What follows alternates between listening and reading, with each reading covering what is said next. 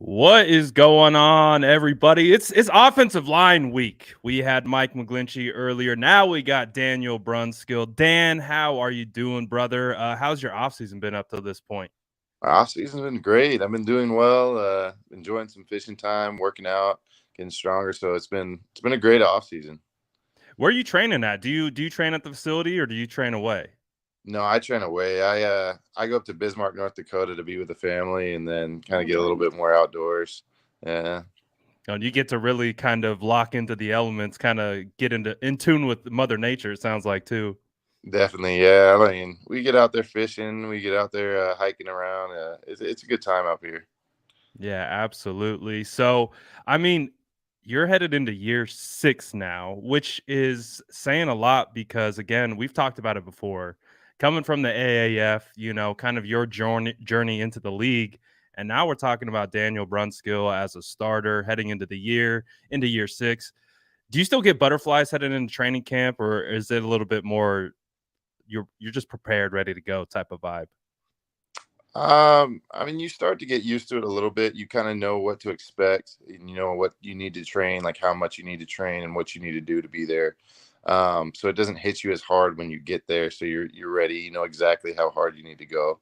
So it gets a little bit better, but still, I mean, you always get that nerve of camps coming around. It's kind of like more of, like you said, butterflies for like the season. You're kind of just that anticipation, like you're just kind of itching to get back into it. So you still get those feelings from time to time, but it's definitely a an easier experience just because you know what's expected, and so you're kind of ready for that part. Absolutely. And feels like you're headed into this year with a home at right guard. Last year was like really the first season that you got to lock in and play one position because I think it was what the year prior you were kind of switching back between center and guard, and then the year before you're playing a little bit of tack. You're playing a little bit of everything. Do you feel like getting that 1 year just kind of locked in, like at one position, like you were really able to just build upon the foundation that was already set and just kind of keep improving and keep getting better and keep just kind of refining your game even more? Yeah, definitely. Being able to lock down that one spot gets you lot more comfortable at doing that position, and then get it on from there. At the end of the day, I mean, I don't mind moving around. I want to do what's best to help the team. I want to be in the right spot to whatever Mhm. we need. So I like being able to be uh, versatile in that way, to be able to do multiple positions. So if they call for me to do another position, I can do it. So I don't mind that at all. But it does help to lock down a single position because it is different at each position. There's a lot of different techniques you got to get down. So it's really nice to start the season at a certain thing, practice it a lot, and then stay at that because you can just continually get better at it, and get more focused. And especially with the season being so long, your body starts hurting like later in the year. You got a bunch of different injuries that you're dealing with, and then you kind of moving on. So like it being comfortable and then just used to taking those same sets all the time does help you actually make it towards the end of the season. Because I mean, those 17 game season, once you get to past 10, it's everything hurts from there. So you just kind of being able to be comfortable and to work in that position, and then just have that technique down, that's huge versus not being able to practice that early on, and not having those banked reps that kind of hurts you when you get down to the later in the season. Well, absolutely. And you guys went into the postseason pretty dang deep. And so I could imagine being able to lock down one spot again. It's like almost like muscle memory, right? Too like you're kind of just you got a feel for it. Your body just knows at this point. Yeah. So that's pretty cool.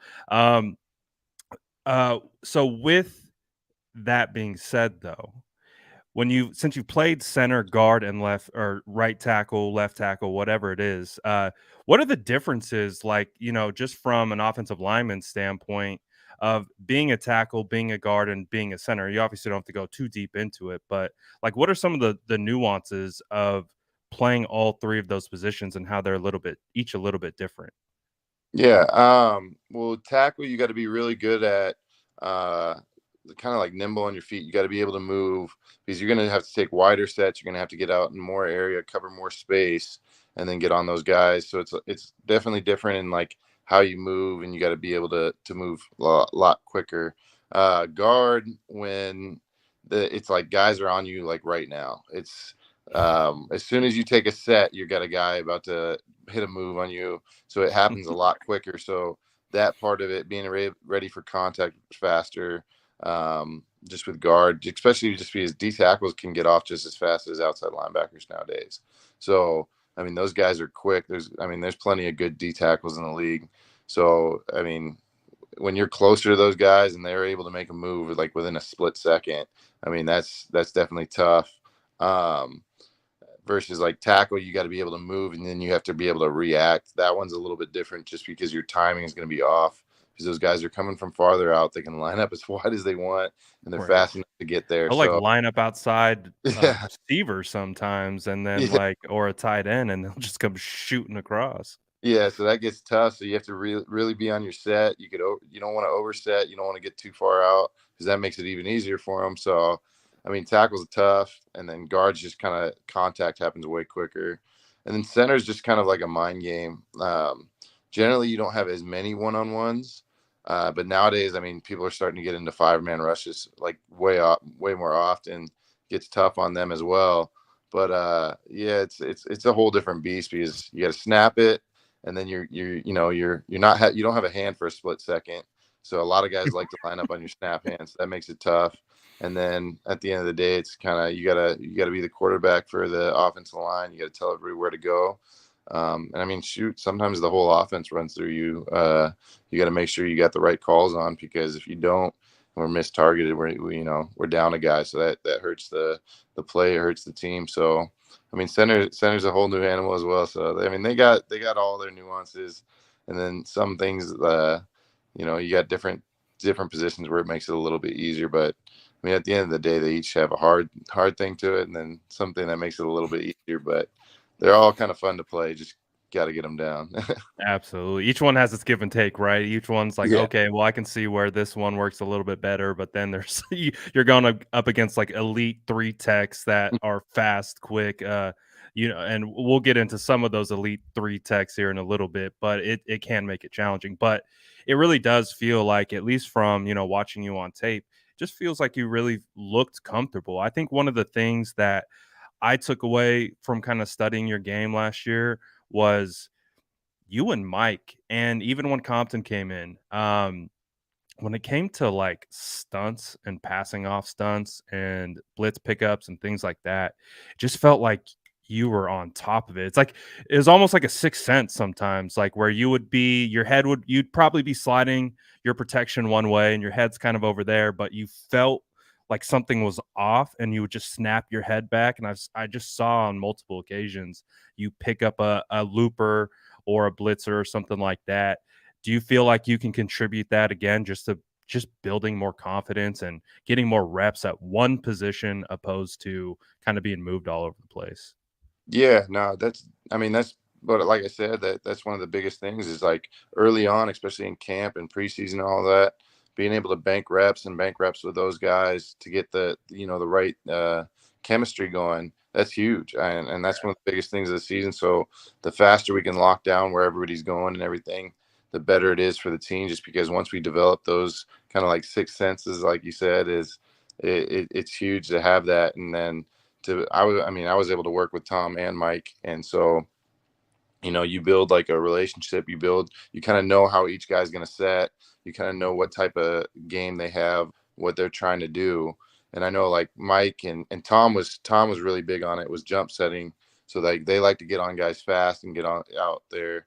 So you kind of have that feeling with like who you're playing next to. So like the way they like to set, so that way you can kind of set similar or something where we can talk it out, and so that way we're all on the same level, and it makes it easier to pass those games off. So that's one of the huge things, like deep into the game. And then the other thing is like our coaches do a hell of a job. I mean, our O-line coach, Firster, and when Butch Berry, he was helping out. I mean, they tell you different weeks like, hey, this team loves this game, or this team likes to do these things, and we really go over those things and in depth. So going into the game and knowing, hey, this is what they're trying to do. This is the type of games they like to run. And so you can kind of get that down before going into the game, and hey, this is huge this week. They're going to run ETs, or they run really quick games. Those guys are going to end up fast. Like those types of things help too. And then trying to find like any little key you can, if you can get like a tell on D lineman, if you can. I mean, that's a lot harder now just because everybody's looking for those. So generally they have those things worked out. But, every once in a while you can maybe catch something that might be able to get you, a tell on that game or something. But I mean, those coaches do, they spend countless hours going over that stuff. I mean, they live in the facility dang near. So, I they can go imagine. doing all that. Yeah. They put in a lot of work for us, and it really pays off sometimes just because they're able to tell you something that, might be like one play out of 60 in the game, but it could be the one play that's huge. And that's one of the things they always go over. It's like, hey, I know this is repetitive. I know, this may not even come up, but if it does come up in the wrong moment, you want to be ready for it. So like they really go in depth, and they spend a lot of time on them. So I mean, they're a huge part of it just as much as we are. Absolutely. And you kind of touched on it a little bit about the continuity, because I think, a lot of people will look at the offensive line and be like, oh, we'll just put that guy at right guard or put him at left tackle or move him to center. And he should be able to be okay. And just talk a bit about that continuity, because obviously when Mike went down, I think in week 9, um, you guys it just felt like you were gelling really well. Um, it felt like after almost every snap, I just seen you two, whether it was a good rep, whether it was a bad rep, you just look at each other, you communicate about it. It feels like that goes a long way with playing on the offensive line, right? And it just felt like um, you guys were really gelling in the right direction. And then, of course, he goes down. Just talk about how that continuity and that becomes like something that's tough to gain back sometimes, and but you were able to kind of get that with Tom Compton and stuff like that. Yeah, I mean, Tom plays very similar to Mike, so that made it a lot easier because it's not like a totally different guy coming in. Mhm. They they both like angles sets. They both like getting on guys, um, and then they both like attacking each other and like in the run. They're very quick players, so and that makes it a lot easier when they play a similar style. But I mean, that continuity is huge. I know, like Mike, I love doing double blocks. When we're going outside zone, just because I know Mike's going to take the same angle every time, and it's a perfect angle. And then, it sets me up so that I don't have to keep guessing where I got to hit the guy. Like, I don't have to keep looking in different spots. I can know, hey, I can take this footwork almost every single time, and Mike's going to set me up perfectly because he's not going to vary his angle. So that's going to be huge. And Tom was the same way. Like we could talk about it, and we can get certain blocks down just because like, a lot of it's footwork, and we got to make sure we're not hitting each other. We're not, getting out, like I don't knock him off the block or something, that we can work together, especially on those double blocks. And when we're working that, and then even like in pass setting, it's huge that if this guy's going to angle set or what place he likes the vertical set, so that way you don't do like an angle set, he does a vertical, and then you're on different levels. So Right. that makes it really hard to pass off games, and it also exposes hips. So you're not trying to get, knocked from the side.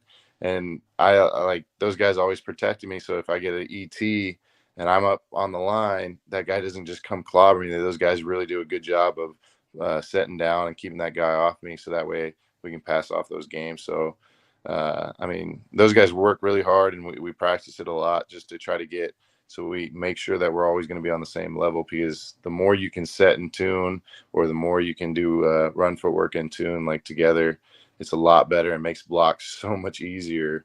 And it's almost just, it's a lot easier out there just being able to do that versus if, you set wrong, or if you take the wrong footwork, now we're playing against each other and then it's helping the D lineman. So, I mean, that continuity is huge, and getting as many banked reps as you can in camp and early on in the season, that's huge. As when we get down to the later in the season, it's just a sixth sense. You're just going out there. It's all instinct and not as much having to think about, oh, he's going to do this or something. So that way we're on the same page. Absolutely. And you can tell, like, when you guys are like in lockstep and you kind of know what's to be expected. You really get that kind of that teamwork within the offensive line, and it's really fun to watch. But also kind of looking at that same aspect, I may or may have not confused you with Alex Mack this year. I'm just it might have happened. I I can't remember off the top of my head, but it may have happened. You're Uh, not the first person. I've had multiple people ask me if I was Alex, and Alex has, I think, told me one time that someone confused him for me. So I mean, I guess we do look alike in that say. I swear I was like, "Oh, that's Alex," but no, that was Daddy B. Yeah. But speaking about Alex, I just because we talked about this when he was signed, and you had, cut your teeth in the league with Atlanta when Kyle was there, right? When Alex Mack was there. What was that like kinda coming full circle? And then he's now because I don't know if you ever got the opportunity to actually start next to him in Atlanta, but kind of having it come full circle and getting to play a full season with Alex to your left. What was that like? Because, I hold him in very high regard, as I'm sure you do, as one of the better centers to ever play the game. So what was that like? And just to be I'm sure you learned a lot too. Yeah, no, I didn't. That was actually the first season I had the luxury of starting next to Alex, and I mean it was awesome. I mean, I look up to Alex a lot. He's taught me so much because I mean he was the guy. He was my vet early on in my career, and so he did so much to teach me, and it was always fun being in the room because he will go into like the doomsday of doomsday to come up with like, hey, what if they do this or what if they do this? Like he'll find the weirdest thing you can find possible. He'll find one play that might have been like 4 years ago. Say, hey, this D coordinator did this. You think they're going to come up with it? We call him like the doomsday situation, but you He's know, prepared for everything. yeah, yeah. So like he really goes in depth, and he really takes a lot of time, watches a lot of film, and goes over so much. Like if he knows the D coordinator from a different team has gone to this team now, he goes and watches those games. Like he goes super in depth on that, and then having that vet that kind of knows all those situations, knows exactly what front he's going against, and when guys come up, that's huge. And I mean, he's played this game a lot. He's seen a lot of things. And shoot, there's times where he can come up to the line and he'll say, "Hey, be ready for this," or like, "Look, watch out," and kind of alert us to certain things that might happen. And most of the time they do. So like, it's huge that he does all that for us. And so I'm gonna miss playing next to him. I would have got like more years out of it. That would have been so much fun to play next to him because he's such a good player. But I understand it from his point of view. I mean, he's Yeah. played for so long. I know He has. time to hang it up, and I'm so happy for him that he gets that opportunity, and I'm glad that I got to play a year with him. I wish we could have gotten that ring, but I mean that's you can't do nothing about it now. But I mean, playing next to Alex is a lot of fun. I love what he's done for me, and how much he's helped me in my career, and so I look up to Alex a lot. And, you talked about it earlier when you were coming in as an undrafted free agent. He was your vet and those types of things. He's just a great leader, right? He's a great seems like he's a great like conduit for the younger players too. Like not only for the other starters, but also for the guys coming up. So it sounds like, he's just one of those top-notch NFL guys. And it's a pleasure to have him. So he will be missed, and at least that means I can't mistake him for you anymore. So I guess that's one positive to take away from me. I kind of want to jump back into kind of just last year. Um, because it was kind of a crazy year, right? You go on the road, you win 2 games, and we're like, all right, we're cooking with gas now. Like 49ers, this team has a lot of talent. They go on the road, get it done. You guys did that did you do the Greenbrier again? Was that Yeah, last year? So you yes, we did the did. We did it. Greenbrier again, right? Yep, yeah, we did it 2 years in a row. So we did it in 2020 and then last year. So it was like a road trip to start the year. We're like, all right, we got the dub against Detroit, even though it's kind of a scary Yeah, one. And unfortunately, there's some, you lost Rhett, you lost Mostert, and so that hurt. But you're able to come back against Philly and get it done. They had a good D line too. oh Fletcher yeah, Cox, right? Like yeah. he's a, Fletcher he's a Cox and load. Talk about Fletcher Cox a great. little bit. Yeah, Fletcher Cox and Javon Hargraves. I mean, that interior D line over there, and then even Brandon Graham, he got hurt partway through that game, but I Mhm. mean, they're stacked. They got a good front, and they got a really good defense. They play really well, play really sound defense. So it's tough going against those guys. That's for sure. Absolutely. But then kind of went into that skid, right? I think lost the game to Green Bay, Seattle, and then I think it was lost 4 in a row. What was that like? Like, obviously, we're not in the locker room, and a lot of those conversations are and things stay inside, and rightfully so. But could you kind of give us like a high level overview of like what it's like from the inside when you guys are kind of, you're a good team, like you got talent everywhere, but it's just not really like coming together. Like, what was the message inside the building during that time?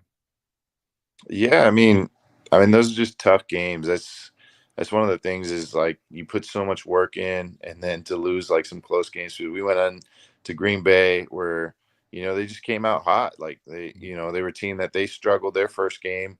They got blown out, and then they came back and won their next one, and then they came and played us, and they start just pouring it on and getting a bunch like pouring. I was there. pouring I yeah, remember it well. yeah. And then, we come back, and then to like come back and think we almost got it. And then Yeah. they did a hell of a job, and then, they hit us back. So it just Mhm. kind of, that one stung a little bit. And then, going into the next week, and even Seattle, like losing Jimmy, and then Trey coming in for the first time. So, that was, those are tough, like those games. And so, I mean, it's kind of just one of those things where you just kind of get your head down. You lose one, like it's a long season. That's one of the biggest things is like we were 2-4, and like we were talking about Alex earlier about his leadership. Alex would always come into that room, and it was like almost like as if we came off a win. Like he's just he's just totally good attitude, comes in not defeated whatsoever, and just said, hey, it's a 17 game season. He used to be like, oh, it's 16, no, it's 17 games, like we got plenty of time. And so like he's just kind of, it's 17 game season, we got a lot of games left. And then we start coming back, like almost get to 500.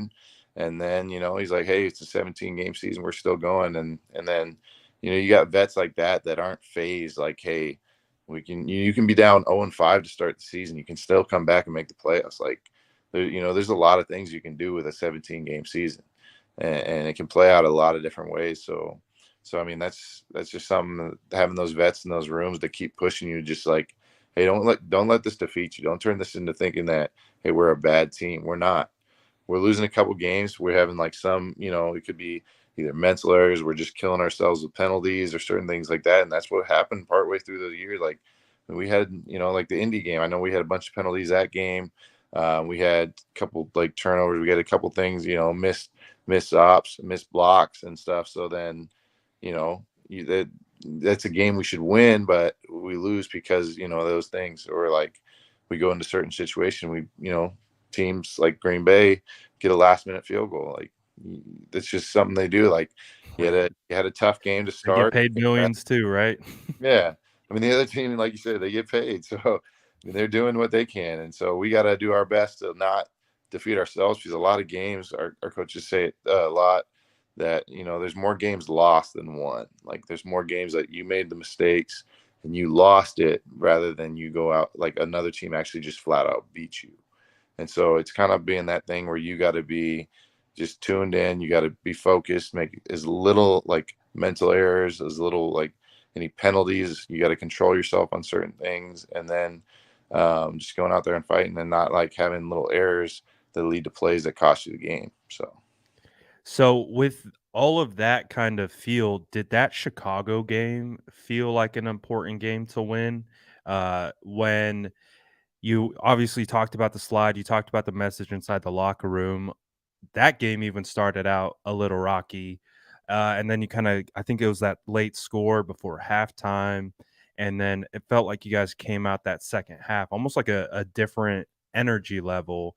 I remember that one, I think it was a rushing touchdown. I can't remember if it was Elijah Mitchell or not, but it was like the whole offensive line just plowed oh yeah, into the end zone. Then you got the Alex Mick Alex Mack like celebrating in the end zone.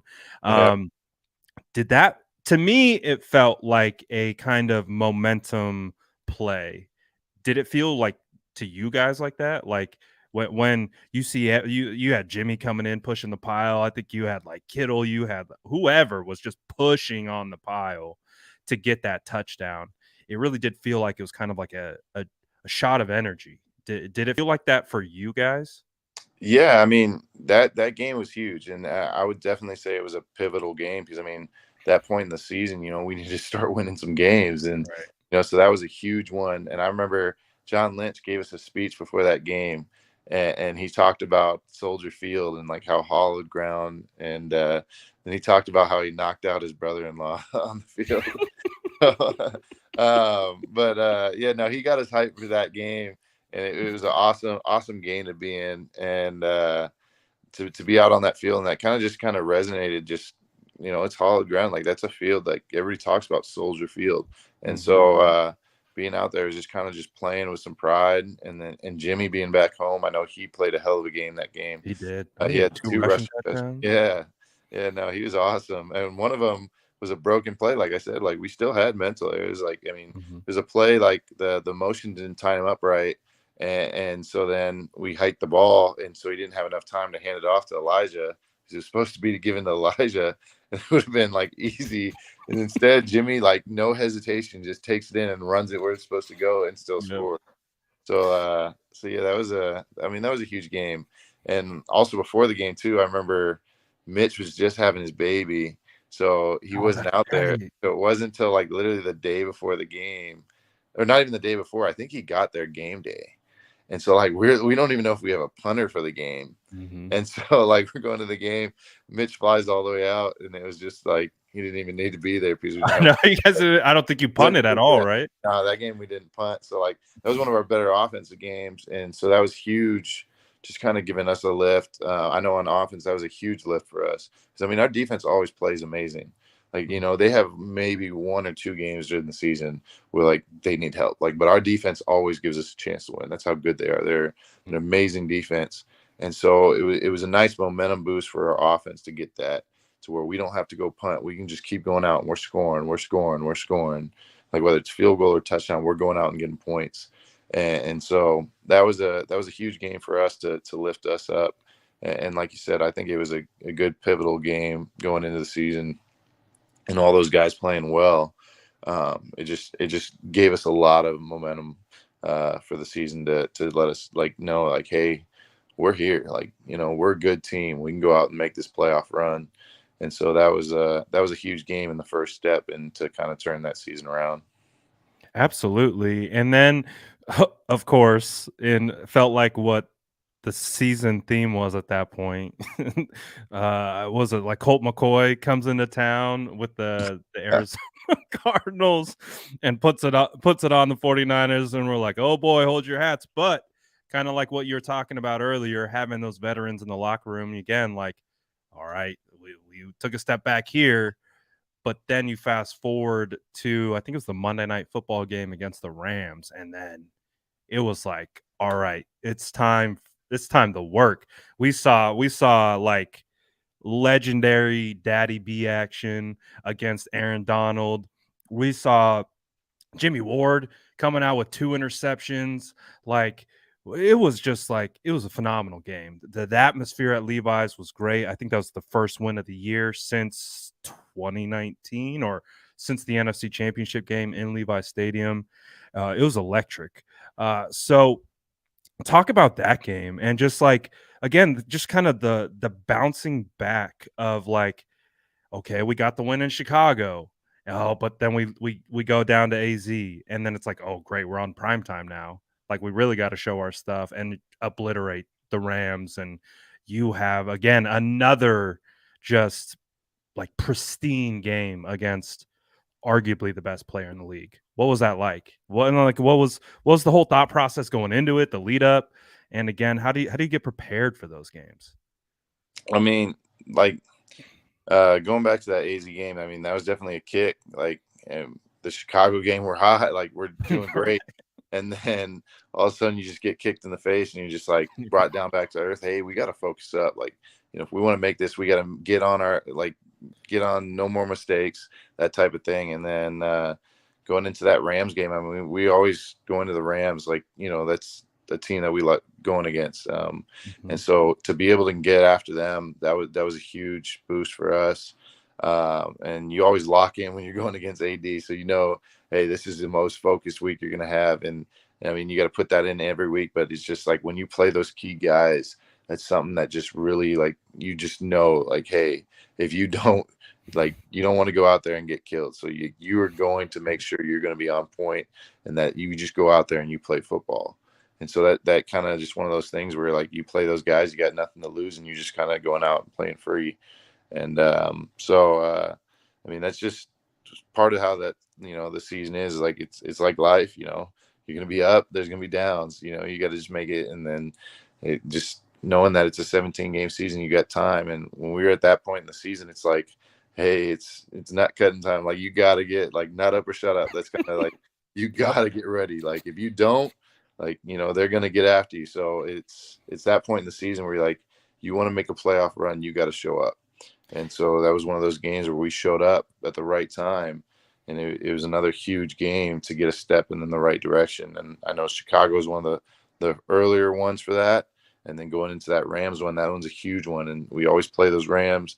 And, there's always good games. Like, there's never not too many times where it's like not a close game. And Right. so that was one of the games where we actually kind of got to pull away. And so it's kind of like one of those games where you just, you got to lock in. And that was one of those games where we were like, hey, we're going to get back to what we do. And we went and ran outside zone football. We went up there. We ran a lot of zone that game, and we were getting after it. And that's, we were going to go play our ball and then make you try to stop us. And so I think that was one of our better games of less mistakes. And so that was, it shows on how well you do. And so the more we can do that, not put ourselves in bad situations, we can, it's easy to win games that way. Do you ever have times of reflection after you play? I mean, again, we've talked about it before. You have heaped tons of respect on Aaron Donald. I think we both agree he's clearly one of the best, if not the best players in the NFL. I think Trent has entered the discussion.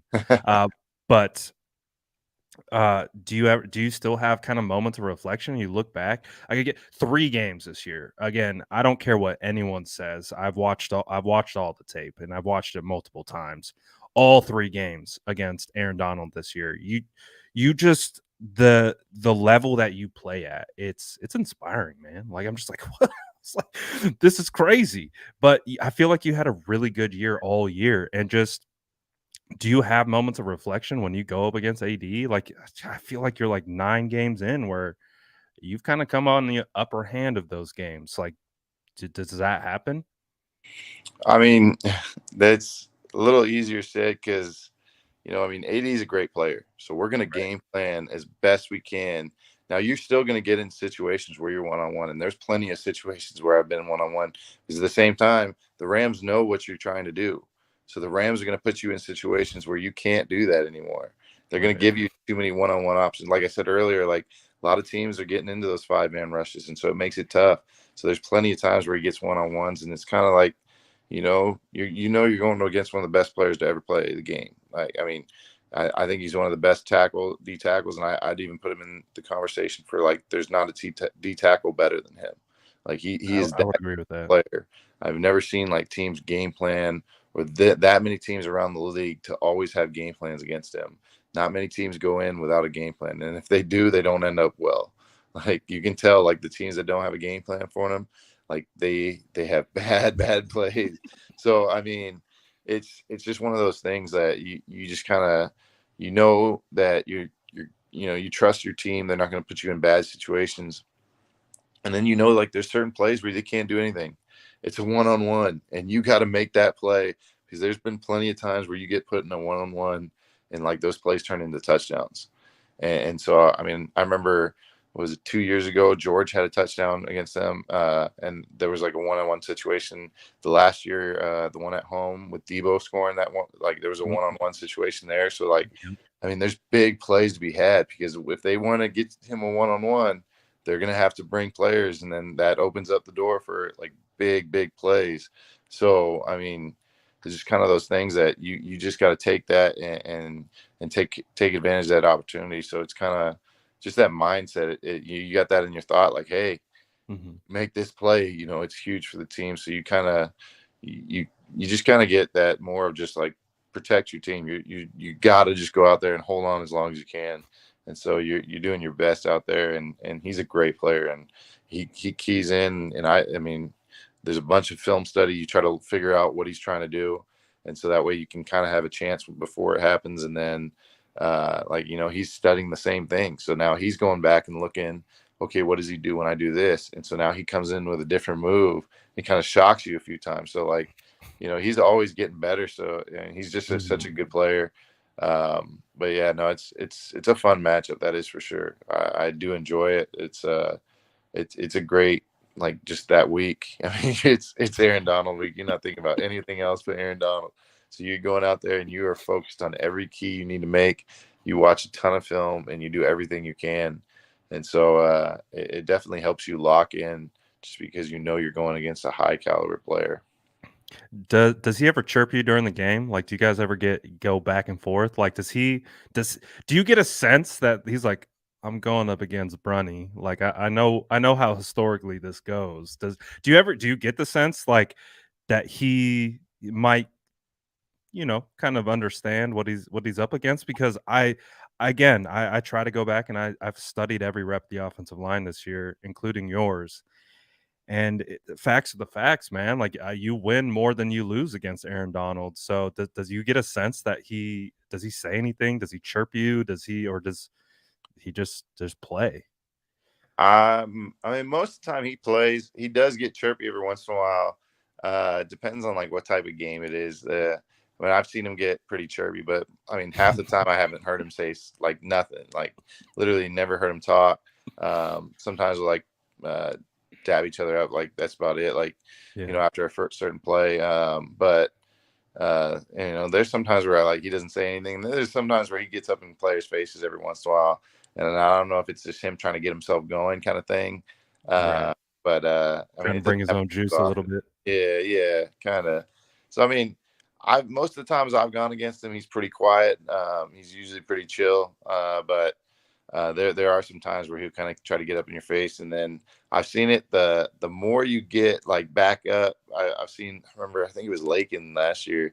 Him and AD were going at it one time. Like definitely when like you say something back, that's when he starts going crazy. And then like you see those like videos that everybody posts of him going. Just get a few of those, but I mean, most of the time I'm just playing ball, and he's just playing ball. So like usually we don't ever say anything, but there's a few times where we've kind of gotten each other's faces about like something, but that's usually like key games or something like that, or like kind of he just comes out and says something out of nowhere, and then you just turn back and say something back. Like it's just kind of like, you know, just random. But I think those are more just him trying to get himself going a little bit, get more into the game. But most of the time I haven't really heard him say too much. Absolutely. I mean, I get my popcorn ready every time. I know it's going to be pay-per-view. I get Okay. I get hyped up. I'm like, "Oh, it's AD week. Like, let's go." So it's been really fun to watch. Obviously, we have a lot of fun with it. Um, but it's definitely been something that we always look forward to. Kind of going back into the season though, and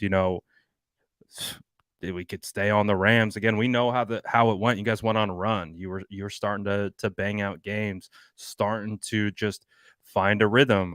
Dare I say an identity? But it felt like you guys were really starting to roll. Things were clicking, and you're getting dubs. Obviously, you lost a game here or there, but towards the end of the year, it's almost like that Rams game had a little bit of a playoff mentality to it, just based on how the season had gone, and it was almost like, just from the outside looking in, like you guys were locked in that sense. Like, we can't lose games. Like, we have given up any opportunity to lose those games, and we got to win every single game from here on out. And it really felt like that. And you guys started playing really, really well. Obviously, came down to the wire against LA.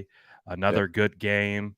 Ambry Thomas with the ceiling interception to send you guys to the playoffs. What was that run like all the way to, being that close away? Just like how you started and then that run that you had. I mean, yeah, no, definitely towards the end of the season, it was win or go home. It was kind of like we have to win every game. We have to, and like finally when we get to a point where we, kind of pulling away and we're almost getting our spot for the playoffs. I think it was Tennessee, and then that was a huge loss because like it was finally a game to kind of give us a little breathing room, and then we go and lose that one. It was just like, hey, we got to win out. Like it's gonna. And when we got to that Rams game, it was literally came down to like, I mean, I think there was like a certain scenario where we can technically still make it even if we lost. I don't remember exactly, but I do know that that game was super important. It was like win, you're in the playoffs, lose, you're out. And it came down, and that game started so bad. It was one of those games where like, we were down big, and it was just like, holy crap, like, that's kind of one of those games. It's like, damn, like, I mean, it's a long game, but holy crap, you're thinking if we don't turn something around, this is the last game of the season. Like you got to turn it on. And then luckily we were able to flip it around after halftime and start making our run back. And that was one of the games like Jimmy, like on 2 minute, that's like Jimmy's one of those things where he just kind of gets in this mode, and you can see it every once in a while. And it doesn't matter what's happening. He just drove us down the field, like on that 2 minute drive, just making huge plays. That was just, it was, one of those games where it's just like, we got to win. And guys stepped up at the right time. Deebo played amazing. I mean, shoot, what a season Deebo had. Holy crap. And, Can you talk about that a little bit? Like, just talk about, like, again, Deebo Samuel, you lost Mostert week 1. Jeff Wilson is coming back from a torn meniscus and OTAs. And you have Elijah Mitchell, who's playing really well, but he went down for a period. Trey Sermon went down for a period. What was it like for Deebo to just kind of take on the role that he did and just thrive the way he did? Yeah, I mean, for Deebo to step in, I mean, he was able to get that outside zone game going really well because he has a good feel for running with the ball in his hands. And he did an amazing job of kind of helping us get like edges, helping us stretch defenses and put them in vulnerable situations. I mean, shoot, when you knew he was lining up there, they could even tell where we're going, and we're still making big plays. Like he's just such an aggressive runner, and he's a great player. I mean, at the end of the day, I mean, shoot, I don't mind him at receiver either because you get him that he's made some big plays, and like that Rams game, that 2 minute drive, he actually made that big play, slipping around Jalen Ramsey to get that Then he huge play cut to get back us going. inside. Yeah, I mean that was a huge play, and he makes those plays all the time out there, and so I like it when he's able to get out and receiver just as much, just because he's made huge plays. I mean that Chicago game, he took that screen all the way damn near to the house. And he set up one of Jimmy's run. I think that one where I was talking about where we messed up the handoff. So, like, I mean, he makes some big plays. So just being able to get the ball in his hands, that's huge. I think at like running back, he takes a bunch of hits. And so that's kind of one of those things where like you almost kind of like him at receiver just a little bit, even though you need his playmaking. And that last season with how many like running back injuries, like you said, we had, he needed to step in and give that role. And he did that. He went out there and made some big plays. I can't wait to see him back at receiver, so that way we can, protect him a little bit. He's like we said from the beginning, it's a 17-game season. It's a long season. And So Deebo does health not is shy important. away from Yeah. contact. He Yeah. almost So fights like it, and then we it's like, well, don't we these don't are want to D give him too tackles, much. Deebo. Yeah. These are D tackles. Yeah, we don't want to give them the ball too much to where Right. like he has to get all that contact. So I mean we got some great running backs that we need to get them involved as well. So I like him out there at receiver and where he can just shine. But I mean either way, like Deebo's going to step up for the team. So if he needs to be a running back, sometimes he'll make that to win the games. So I'm excited for Deebo. Had such a good season. I can't wait for him to get paid. He deserves every cent of it. So I can't wait to Absolutely. see him out there, and he's gonna make. I mean, we need him. He's a huge playmaker, and he's going to make those big plays. So excited for next season with him. It's gonna be fun, man. I look at the wide receiver room. I look at Ayuk. I look at Deebo. I look at Jawan. Man, I'm excited for Yeah. Jawan. I think Jawan's gonna. He I love Juwan because I talk about it all the time. I'm a sucker for wide receivers who block, and he's you hear it all the time. He got that dog in him. Like Oh, he yeah. will lay it out for a block and will be running 30 yards downfield, still blocking for someone. I think there was even a play where I think you were blocking for in front of Deebo for felt like 40 yards downfield, and he was Mhm. right there next to you, and you guys were just plowing the way for Deebo. But also, Ray McLeod enters the mix. Really like what he provides. You add Danny Gray. I like the competition kind of for that last spot that feels like, but wide receiver room feels good. Obviously, we Yeah. want to get Deebo locked in. They Oh, yeah. add they add running back depth. You got Kittle being the maniac that he is. Um, what's it like being in those film rooms, watching kind of Trent Williams and George Kittle kind of just run shop? Because obviously they do a lot of down blocking. We were talking about it before we hopped on here, where you're pulling a lot, and a big responsibility for them is crashing down not only the defensive tackles, but Kittle's like peeling off the backer and just really sealing that edge. And then here comes Juice, or here comes Jeff Wilson pulling, and then here comes Brunny pulling down the line. Um, what's it like being in those film rooms and just watching some of these moves and Yeah. just blocks that these guys No, I have? mean we take pride in that, and then I mean Trent demolishes guys. Like, shoot, what was the game where was it Green Bay where we scored on that 2-point conversion where he just Yeah. killed that Yes. corner? Like, Yes. if he gets his hands on like a little guy, they are going down. I don't think there's a single guy that didn't stand a chance if he just gets a clean shot. Like, I mean, he's amazing. And then uh George and him together, like on some triple blocks, they absolutely just take down the line. Gap schemes when they're coming down, I mean, they definitely wash people out of the way.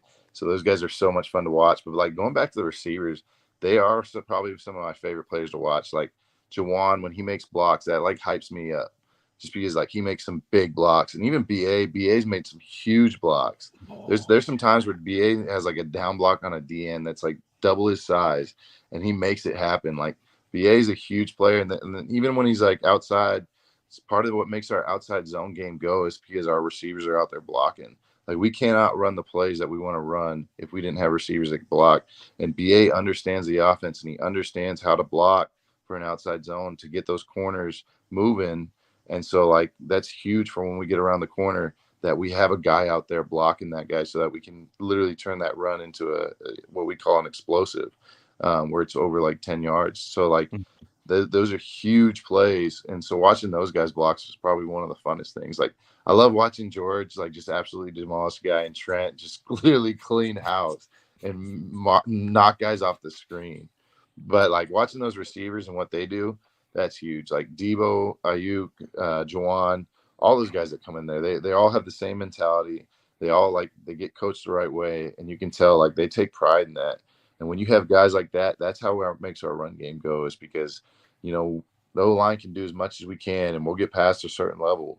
But you need guys on the back end blocking, or you need receivers literally running as fast as they can from when the ball was hiked all the way to the inside to block a safety that nobody thought would be even in the play. But just because he came from all the way over there to make that play, that run pops out for a touchdown. Like, those are the plays. Those are the guys that makes the big plays. And without them, we can't do anything that we want to do. And so when they make those plays, that's huge. And I love watching those guys because there's times where like BA's dug out a safety that like literally is almost an impossible block. Like, you put it on paper, everybody would be like, you're stupid for trying to have this guy block this guy. There's no way. And then BA goes and makes it happen. Or Jawan comes in like a wrecking ball. That dude just comes in, yes. no regard, and he just literally just lays people. He'll put his body on the line. I love Jawan. He's such a good player. And I'm so excited to see him next year because he started turning it on. And I can't wait for the wide receiver room we have, like what they're about to do. it's exciting. So I'm excited for those guys. I can't wait. But like credit to those guys most of the time for they make our explosives happen. They make the big plays, and having them is huge.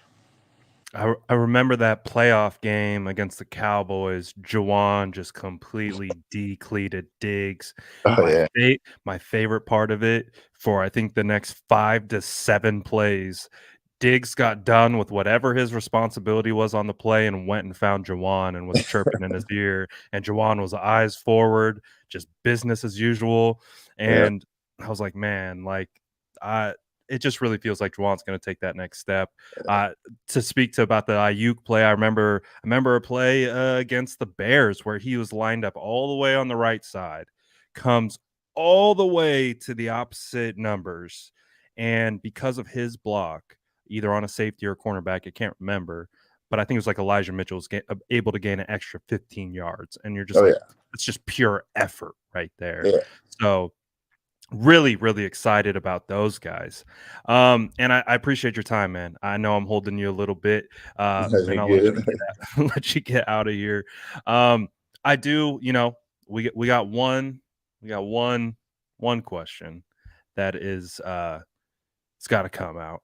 Um, what have you seen from Trey with when he was playing last year and kind of how you've seen his progression into minicamp and kind of that whole like his development? What are some of the things that you've seen from him? Because I also remember too, you played a couple center snaps for him in training camp last year. So what is your kind of experience with Trey and just kind of what you've seen from him? I mean, I think Trey's got tremendous talent, and what I love about him is like he goes into every day and he puts in a lot of effort, and he works his butt off to get going. And so I love that Trey's got that mentality like that. I want to be here. I want to be that guy, and I want to be a great player and go win a Super Bowl. So he's got that mentality of being perfect. And I remember this offseason, after practice, like, he would be out there throwing with BA. And he's like, I just didn't get this route in practice right. So he went out there and threw it, the same route over and over and over and over and over again until he got it down. And so, like, he's got that mentality, which, you love to have in a young guy. And so, like, he's putting in the effort, he's putting in the work. And so I'm excited for him. And even last year, like, the games he played, you go watch like the AZ game, that was his first start. So like, like how he progressed in that one, and then into the Texans game and how he progressed in that. And so like you can see him kind of coming along. And so like, as much experience as we can possibly get him, that's going to be the best thing for him. And I'm excited to see how he plays. Like he's a good player. He puts in the work, and not everything's going to be perfect. Like, you're not going to be the best player in the world right off the bat. So like, and he's got the Football isn't perfect by definition, right? oh yeah, no, like you can go to PFF's algorithm and be perfect, but like if the game was played by algorithm, it'd be super easy. Then we're But talking a different story, right? yeah, no, my bad. I shouldn't have got into that. But no, That's hilarious. it's like Oh, I it's just love that. like like the game is, it's not like you said, it's never perfect. And so yeah, he's gonna go out there and do the best he can to be perfect. And you're never gonna make that. But like the amount of work he puts in, that excites you. That gets you to where you want to be, like, because he's putting in the work to make sure he gets it right. He's putting in the work to make sure he can bank as many reps as he can to go out there, and so that it's just second nature. And I mean, he has the talent. It's just he has to figure out that and get his confidence to the right spot, and then be able to go out there and take those banked reps and turn it into instinct. And when he does that, I mean, he's going to be a hell of a player to work with. Absolutely, and you know better than anyone. It's just getting those reps, right? It's just getting Mhm. the experience, putting yourself in those situations, being like, "Oh, okay, I know what happens when I do this." Now I have learned, a little bit from just, kind of learning through experience, right? So, that's all phenomenal to hear because I think like in that Texans game too, it was a little rocky start on offense, and I wouldn't even say that was like I think it was just kind of everyone as a whole just trying to gel a little bit, and then you got that 2 minute drill I think before halftime. You guys started moving the ball, and then it came out, and we're like, okay, now we're kind of cooking with gas a little bit. So it just feels like obviously the talent is there. I don't think that's really a question or anything. It's just, but it sounds like the intangible aspects are there, and everything's kind of coming together. And I know you've experienced this with both quarterbacks, with Jimmy back in 2019, the whole pretenders thing, and everyone coming at his neck while he was coming off a torn ACL, and you're just like, what the hell? Like, what is it like? Just not specifically to the person, but like when you have all this noise that's just like directed and energy directed at just the 49ers quarterback in general. How do you guys manage that internally? I mean, yeah, like you do your best to put out the noise, but it's definitely a lot harder these days. I mean, with Oh, social media, with everything, it's not just like, oh, it's written in the newspaper and you can just not get the newspaper and just read it. not read. But yeah, it's like now you go on your phone and whether you like it or not, you cannot control like what You got is on. family members Yeah. DM you. Did you see what this guy said about you? Oh You're like, what the yeah, hell? I don't like want to see that. that's one of the biggest like things that sucks, and that's one thing I wish like some reporters could understand is like some of the crap that they say about us. Like it used to be like your job was to inform people, not critique them, like criticize them. But like if they could understand, like you said, like you got family members, you got your girlfriends, wives, you got sons, Friends daughters, all that, groups, nieces, nephews, they're all watching this. So like they're gonna like talk, like text you or something like, hey, why are they saying this? Or like your mom and dad, like, so then it's kind of like, you try to put out the noise the best you can, but it still kind of gets in there. But everybody's gonna ask you about it and you just kind of move on. Like you know how those guys are in the locker room, and that's the biggest thing. And you know how those guys are working and the work effort that they put in. So you can trust them. You know that they got your back, and then you got to do your job to get their back. And so, like a lot of those times, those guys take some, heat because they're the main guy, like they're the guys that handle the ball. When really, it's not even that their fault out there. Like, and it. You watch film, you understand. Like, hey, this isn't even him. Like, that's right? not on him. And it's like, it sucks to see that. And you do your best to just kind of keep those guys. But like, that's the one thing that those guys do a great job of is they're used to that, and then they take that on themselves. And Jimmy's always had a great attitude. Jimmy's always been a great player to be around, and I love playing with Jimmy. He's a great quarterback, and so I just you hate to see that, and it gets at you a little bit because you're like, well, Right. what the hell? Why are these guys saying this? Like they have no idea what they're talking about. They have no idea about anything about the game, and like I mean, Jimmy's win percentage speaks for itself. He's a great player. So like it's kind of just those things that you do your best to put out, but I mean at the end of the day they still fall in the cracks and they still like get to you a little bit. But I mean the locker room, like that's one of the best things about our team. So we got a great group of guys, so everybody's got each other's backs, everybody's having fun. So that makes it easier just because like everybody's got your back. And so having that group of guys definitely keeps things, a little bit more at bay. But yeah, no, that stuff definitely gets annoying every once in a while. Bro, I mean, you know me. I'm doing content. I'm collecting. I'm trying to see everything that's out there, and I'm just like, can we take a break? Like, can we stop? Can we stop talking about this? Like, what are Yeah. we doing? Like, now you're just saying the same thing over and again, just a little Oh bit yeah. differently. Like, what are we doing now? Like, come on, like, jeez. So I hear you, and of course, it happens for every position, and it's just like, do we know what we're looking at? Like, I think it happened with you in like a preseason game. Like, someone stepped on your foot or something, Oh and yeah, like that one you where like like went Chris down and like, Jones. Yeah. oh, look at this. Where I'm like, he got his foot stepped on. Like, what, Yeah. what are we talking about? Like, Nah, yeah, so no. People what, like, love what? getting How do you handle that stuff? Like, when it I mean, yeah, like I said, it's just kind of those things you just ignore because like half the time you read some article about something or like someone sends you something, half the time you look at it and that person has like no idea. They've never played the game of football in their life. They've never coached it, scouted it. The most they do is watch it. I mean, I can watch TV as much as I want. I'm not an actor. Like I can't, just be an actor just because I watch TV.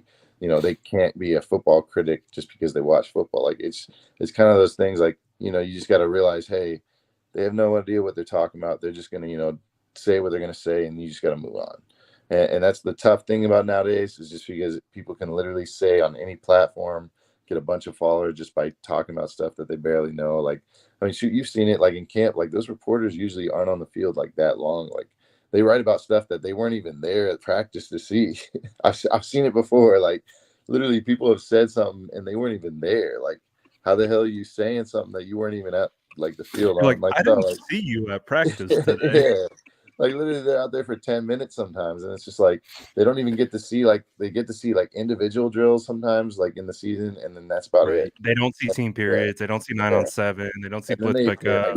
they come up with these some weird weird numbers like, oh, I watched 7-on-7. They went 21 for 25, or they went 7 for 20, whatever. I don't know. It's just like they don't even know what we were doing. They like it could be like certain times we practice like situation stuff, so it's like literally like almost the most impossible situation, and they don't know that we're doing that, and so like literally quarterbacks are having to throw like literally the hardest against the hardest defense because it's like, hey, this is late in the game. We could be down a touchdown. We need a touchdown. You have to throw this.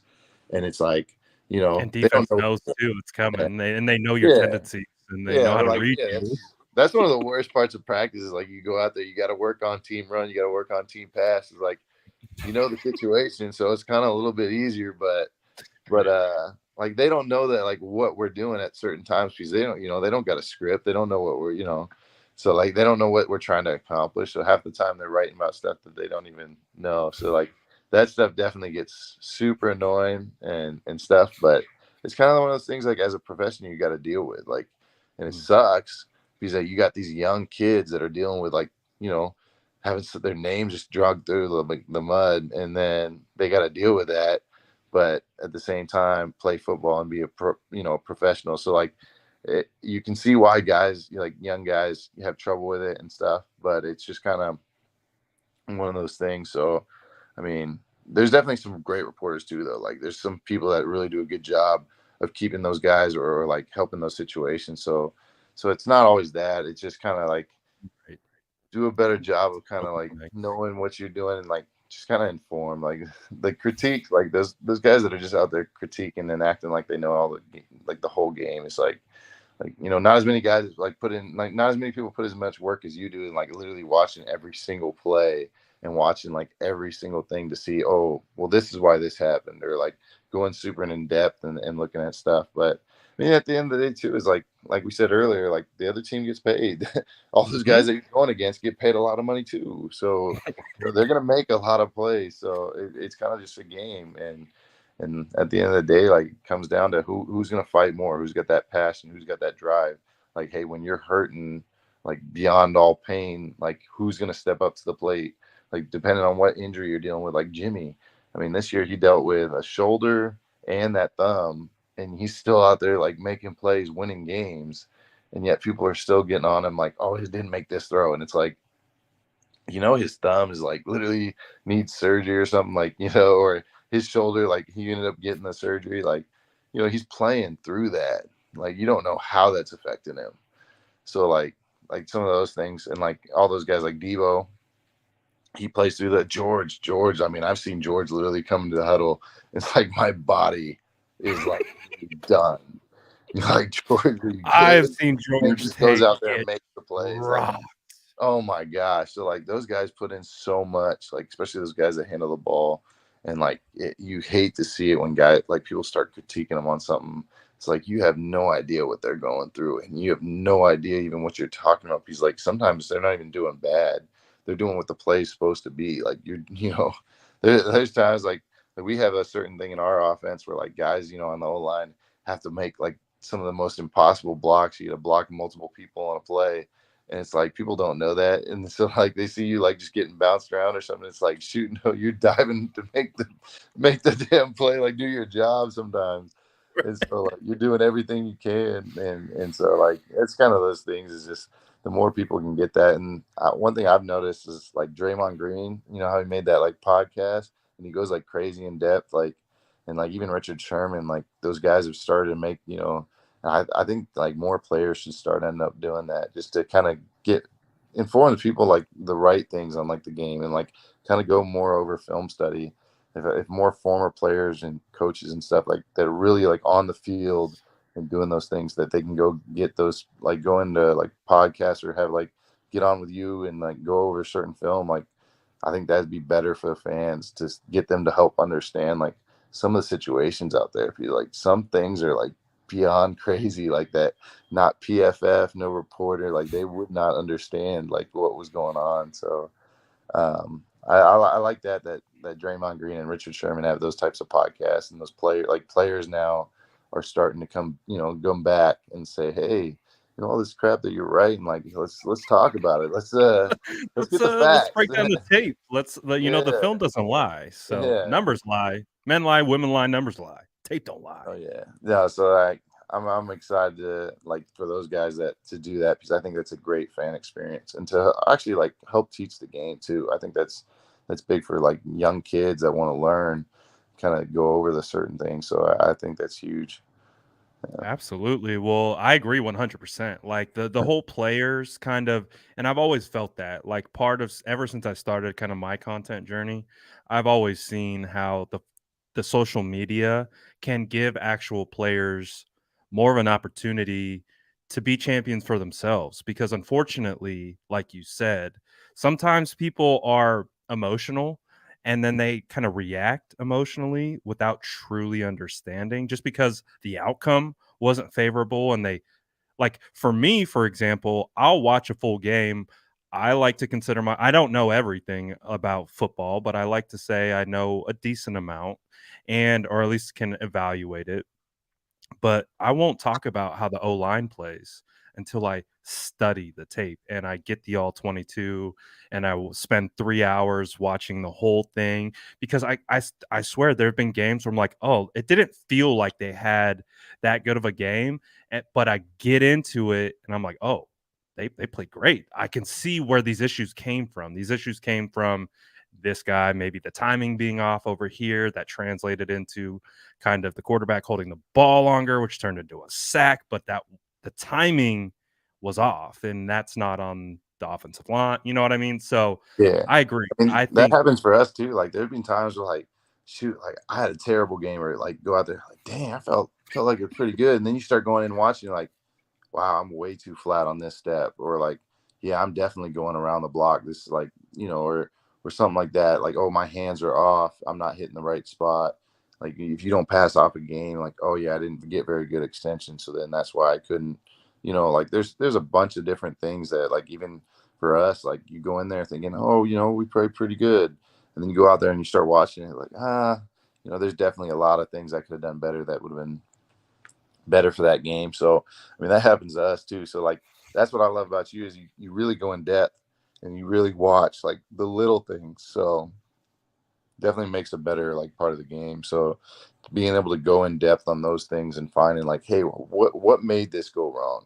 Was it like, oh, did he get beat? Like, or did he take a bad step, or what he did? Like I remember that Chris Jones one where I got stepped on. Like I took a normal set. Like that one thing, yeah, if I could go back and change it, I would maybe take a more aggressive set, so that way I'm up, knowing like kind of what's happening. Because I believe the linebacker kind of stepped up on that one, which caused the running back to step up farther, which means he's right behind you. So like there's certain things if you can kind of get a tell, and that's one of the things about football is like the more you can know on like around you what's going on, you can get a feeling like, so if I know that backer's coming down and about to hit that A gap, then I can, okay, this D lineman's got to go out, or this D lineman's got to go kind of stay in the B gap more, control his gaps. And some people don't always do that. There's some players that literally play free, but uh, like you kind of can get a tell, so that way maybe I won't be setting back, so that way I'm not running into the running back or something like that. So like make his job easier as well. So like there's some things you can go back and watch that kind of like help your game, and so that like there's definitely ways you can take different approaches to that, but yeah, like the way you go in depth and the way you actually watch the little things, even like you've played before, so you kind of have an idea a little bit about football. So like mhm, then you can kind of get an idea, so that like that at least you're putting in the effort to watch, so you can find out, hey, why is it going wrong? Not, right. oh, this looks terrible, let me just go say this guy sucks, and oh, why He's did this asking look us, terrible? get Like him what out of what here. yeah, what made this go wrong? Like was it his fault? What made the play bad? And so like, and that's the best thing about football. What makes it probably one of the best sports in the. I mean, it's one of the best sports in the world. Like the numbers don't lie. They post all the TV ratings all the time. But Right. like the reason what makes football so special is it's like literally 11 on 11. We talked about those receivers being able to make those blocks to make the explosive. Like without them, like that play doesn't happen. So like it's literally all 11 of us working together, and then being able to take Kyle's scheme and then to do that, and then all those positional coaches to tell you like, hey, this is what we're trying to get everybody on the same page, because Kyle can't just go into every meeting room and tell them exactly what he wants. Like you just can't do it. Like it's not feasible. So There's like, not enough hours in the day for that to yeah. occur. So then for like the positional coaches to be able to relay that to you, and then also to be able to tell you, hey, this team's doing this, or like when we played Indy or the Texans, like, hey, they're too high safety. Like you got to be ready for stunts on certain times. You see too high, like you got to be like, because that's a common thing for a too high team. And so like, there's certain things you got to like, if they can key you in on that week that are like big things for us to know, it can make us play way better. And then also having all that. So it's not even just 11 on 11. It's literally 11 and 11 plus every single coach in the room, and like being able to tell you every little thing. And then it even goes down to like the practice squad. Those guys really get us ready for the game. So like if they can literally go back and watch film on like the opposing team and be able to give us the looks that we're going to see in those games so that we can bank reps during the week, that's huge. That's gold. And Right. so the more that they can do that, the better chance we have during that game. And so like there's a lot that goes into it, and being able to have all that, like, it's there's a lot more than just, oh, that guy got beat. There's a lot to it. So then having all that, it kind of, it can help us out there. And then it also helps you when you get back in the room. Hey, what do we need to work on? What's causing this? That's something that we need to fix, like big issues, so that way we can make sure it doesn't happen again. Things like that. Absolutely. And it sounds like you might have a little itch to maybe break down some film or do some stuff. I'm just gonna say, the door's always open. We have Bronny's film breakdowns, maybe something coming. Yeah, So no, I should. the I mean, door's always open, I don't my know boy. if I'm a social enough to do. I mean, that'd be fun. Like I don't mind like breaking down film. I hope maybe Alex can maybe start a podcast being retired now. That'd Ooh, be a good one. Like yes, if it Alex would. can get one going, because I mean, shoot, Alex Be a would go voice in for the depth. offensive line. We need it, man. Yeah, Alex would go into he'd get some good content going, because I mean, Alex goes He's in funny super too. depth. Yeah, I mean, he He's knows so funny. much about the game. He's got so much knowledge. It'd be fun to watch. I mean, I always enjoyed watching film with Alex. He's like, there's some things that he can see that you don't always like see. Most players don't notice, and so watching Alex do that is it's fun to watch. So I mean, I always like breaking down film. It's definitely enjoyable, and I mean, shoot, especially when you watch good football, like full Mhm. 11 on 11, and watching what some guys do, it's really fun to watch. Oh, and it was really fun to watch for the 49ers. Definitely down the stretch. It's a little brutal in the first half, but it really Yeah, started to pick up down the end, and it was really fun to break down. I mean, I was having a blast breaking down the whole offensive line, Trent Williams, the season that he put in. I yeah. was having a blast, man. It was really good. But I've also had a blast talking to you, man. I appreciate you taking the time. I've got you on here for about an hour and 15 minutes, so I don't want to keep you too much I longer. appreciate you, man. Um, but of course, you're always welcome. You ever want to come break down some film with the squad, the door's open. But again, hope you have a phenomenal training camp, man. I'll stick around with the gang. So if you want to head out, but again, thank you so much for joining, brother. Thank you. And yeah, we should get a film breakdown one time, maybe in the off season or Woo! something. That'd be maybe bye week or something. We can get one going. Yeah, definitely, That'd be a definitely. lot of fun. Yeah. All right, brother. I appreciate it, man. Thank you for joining, dude. You have a All great right. rest of your day, man. Thank you. You too. All right, brother. All right. All right, bye.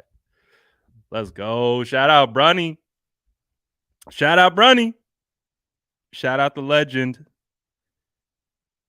Shout out the legend. That was fun, dude. I Bro, you could tell Brunny's down to talk football all day. I love it. I didn't want it to end, but I didn't want to keep him too much longer either. That was a lot of fun. Shout out the homie. Got a lot of good insight. Got a lot of good insight on the season. You know, the way he's able to attack the game, the way he's able to continue to develop and become a better player and all those types of things. Um, that was fun. That was fun. I could literally talk offensive line with him all day. Who knows? Who knows? Maybe we'll get some bye week Brunskills breakdowns. Ooh, maybe. I might be jumping. Hey, if you're still listening, I might be jumping into the DMs around bye week. some brunny breakdowns would be fire. That would be legitimate content right there. That would be super fun. Just breaking down the best plays of the 49ers season up until that point. That would be super cool. Sorry guys, I was pretty locked in on the interview. I was not really watching the chat a whole lot. I think I missed a couple super chats per usual. I apologize, my guys. Yeah, I did miss a couple super chats. I apologize. Was really locked into the conversation that we were having. Love talking football with Brunskill. Was fun. It was a good time. Brunskill knows the game, and he's about it. So that was a blast. That was a blast. I appreciate everyone who's tapped in. Appreciate everyone who vibed with us today. And stay tuned for tomorrow. Might have someone else for you. So appreciate everyone. You guys are awesome. Hope you enjoyed that episode. It was a lot of fun talking with Dan. I could talk football with Dan all day. So appreciate all you guys, and we'll see you tomorrow. What time tomorrow? 1:30. Should be back to kind of the normal time. So back to about 1:30 tomorrow. Samson Ebukam. I still need to. He's confirmed, but I need to just follow up, make sure he's still good to go. Nothing popped up. So on the docket is Samson Ebukam, defensive end for the 49ers. So should have him tomorrow. And we'll kind of take a step to the other side of the trenches, get some defensive perspective on the 49ers. We've had 2 offensive linemen this week. Got to get the defensive side. So he's on the docket. Again, just want to lock it in, confirm that we're all good to go. But Samson should be joining us. Excited about that. So I appreciate all you guys. I'm out of here. Peace.